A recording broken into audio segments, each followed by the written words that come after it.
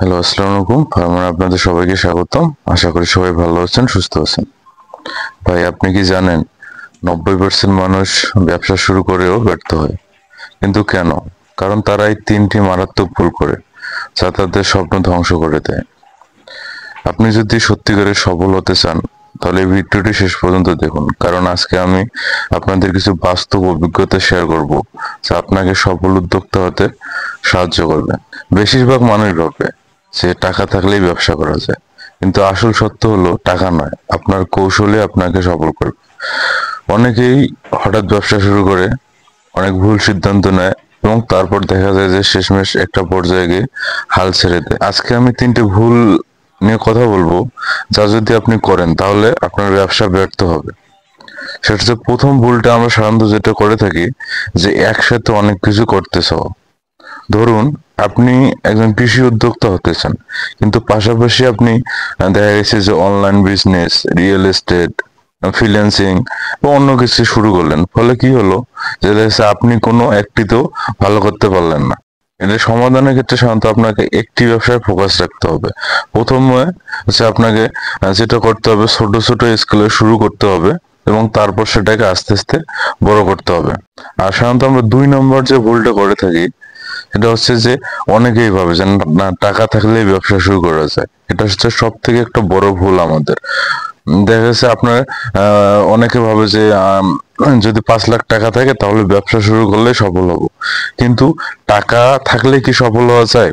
সব থেকে বড় ভুল হলো আমাদের যে পরিকল্পনা ছাড়া বিনিয়োগ করা। এর সঠিক সমাধান হচ্ছে সাধারণত আপনি যে উদ্যোগটা নেবেন বা যে ব্যবসাটা করবেন, আগে সাধারণত আপনার বাজার গবেষণা করতে হবে। আগে জানুন যে আপনার পণ্যের চাহিদা কেমন, তারপর হচ্ছে এটা এটা চলবে কি চলবে না।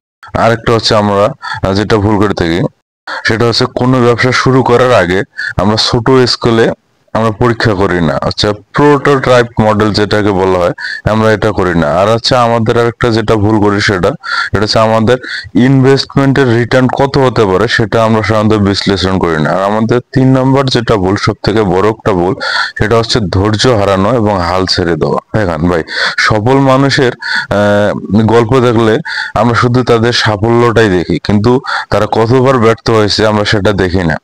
আপনি বিশ্বের বড় বড় উদ্যোক্তা, যেমন ইলন মাস্ক বলেন, স্টিভ জবস বলেন, জ্যাক মা বলেন, যারা সফল হয়েছে, আপনি তাদের দিকে দেখেন যে এরা কি পরিমাণ মনে করেন যে এদের ইফোর্ট। আপনি যদি এগুলো সবকিছু ঠিক রেখে যদি আপনার ব্যবসাকে আপনি যদি ভালো রাখতে চান, আপনি যদি ভবিষ্যতে কিছু করতে চান, আপনার অবশ্যই মাথায় রাখতে হবে যে আপনার ব্যবসা করার সময় বাধা আসবে, কিন্তু আপনাকে সেটা সেখান থেকে শেখার মানসিকতা রাখতে হবে। তারপর হচ্ছে আপনার ধৈর্য ধরতে হবে, নতুন কৌশল শিখতে হবে এবং চেষ্টা প্রতিনিয়ত চালিয়ে যেতে হবে। ভাই, ব্যর্থতা মানে শেষ নয়, বরং এটি একটা শেখার সুযোগ।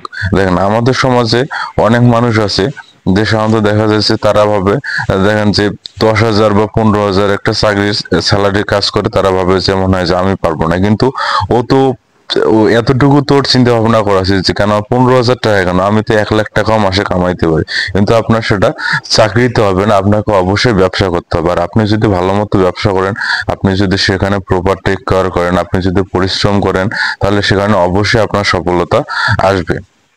সবাই ভালো থাকবেন, সুস্থ থাকবেন। দেখা হবে আগামী ভিডিওতে। সে পর্যন্ত আল্লাহ হাফেজ।